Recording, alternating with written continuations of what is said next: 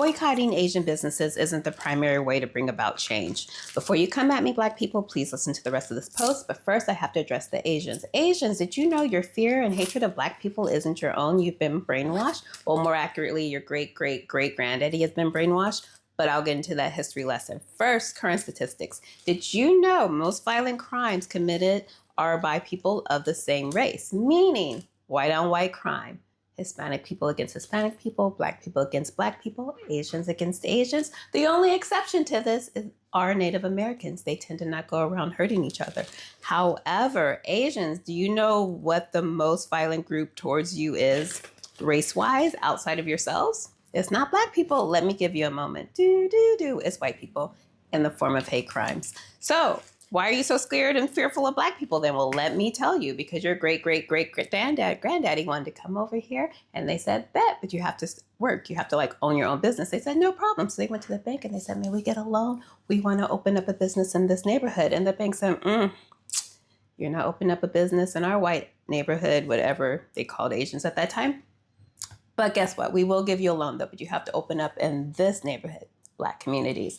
And that is why to this day, there's so many Asian restaurants, beauty supply stores, nail salons in Black neighborhoods because they gave them loans to open up there. And then the government or power who be said, we are going to call them the model minority because look how hardworking they are. Not only are they hardworking, they own businesses in neighborhoods where lazy, blah, blah, blah, Black people don't have themselves. And you guys brought into it. Well, your great-great-great-granddaddy did. And what they left out was, but we gave you loans to do that where we wouldn't give them to the Black people who live in that neighborhood. And that is why you own businesses when they don't. It's not that they don't want to work. It's not that they didn't want to open up their own shops. It's that they couldn't get the loan to do so, whereas you did. And when you didn't get it from the bank, you went to your own country and got loans as well, which, you know, we were kind of stolen. We don't have that kind of connection back at home anymore. So we were out.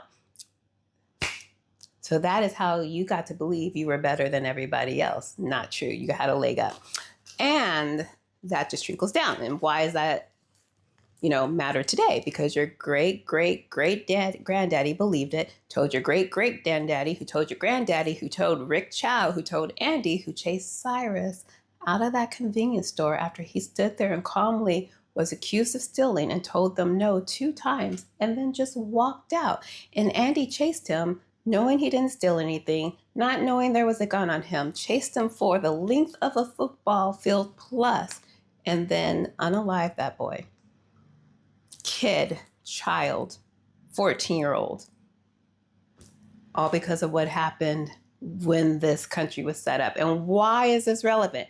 Now I'm talking to my Black people again with the Asians and all our allies, because re-education is also needed. If you want to boycott, let's boycott. You see my hair is natural, it's 4C. I don't care. I can braid it myself. I can drive an extra 30 minutes to go get the hair from a Black-owned shop. That is not a problem.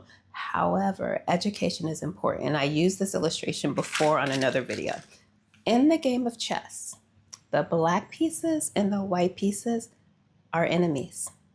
But the people moving the pieces, they are generally friends.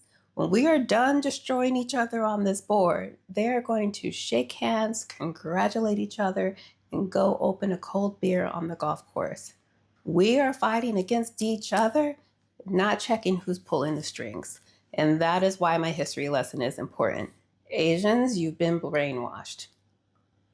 Black people, we've been erased from our history. And in addition to whatever boycotts we are going to do, we also need to do education, because if this hate and this fear has been passed down generations, we can start undoing it for the generations to come.